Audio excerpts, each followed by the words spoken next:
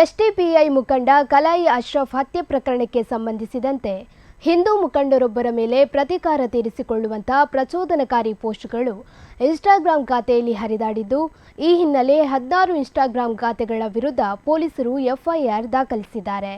2017ರಲ್ಲಿ ನಡೆದ ಎಸ್ಡಿಪಿಐ ಮುಖಂಡ ಕಲಾಯಿ ಅಶ್ರಫ್ ಹತ್ಯೆಯ ಪ್ರಮುಖ ಆರೋಪಿ ಹಿಂದೂ ಮುಖಂಡ ಭರತ್ ಕುಮ್ಡೇಲ್ಗೆ ಎಚ್ಚರಿಕೆ ನೀಡುವ ರೀತಿಯಲ್ಲಿ ಸಂದೇಶಗಳು ರವಾನೆಯಾಗಿದ್ದು, revenge is loading, target set 1 by 1 ಎಂದು ಪೋಸ್ಟ್ ಮಾಡಲಾಗಿದೆ.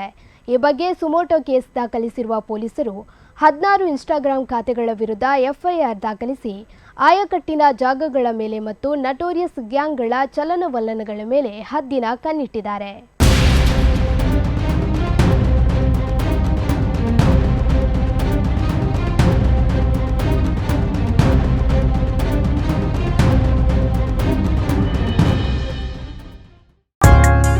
ಮೈ ಮನಸ್ಸಿಗೊಪ್ಪುವ ಚಂದದ ಆಭರಣ, ಸಾಂಪ್ರದಾಯಿಕ ಉಡುಗೆಗೆ ಸಾಂಪ್ರದಾಯಿಕ ಚಿನ್ನ, ನಿಮ್ಮನ್ನು ಸದಾ ಹೊಳೆಯುವಂತೆ ಮಾಡುವ ಆಕರ್ಷಕ ವಿನ್ಯಾಸ, ಆಂಟಿಕ್, ಟೆಂಪಲ್ ಡಿಸೈನ್, ಕುಂದನ್ ಆಭರಣ, ಕಲ್ಕತ್, ರಾಜ್ಕೋಟ್ ಡಿಸೈನ್, ಚಿನ್ನ, ಬೆಳ್ಳಿ, ವಜ್ರಾಭರಣಗಳ ಅಮೋಘ ಸಂಗ್ರಹ.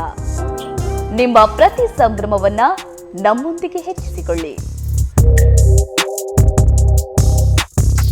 40 ವರ್ಷಗಳಿಂದ ಗ್ರಾಹಕರ ನಂಬಿಕೆ ಉಳಿಸಿಕೊಂಡ ಸ್ವರ್ಣಾಭರಣ ಮಳಿಗೆ ವಿಎನ್ಆರ್ ಗೋಲ್ಡ್, ಸ್ವರ್ಣಸೌಧ, ರಥಬೀದಿ, ಬಂಟ್ವಾಳ.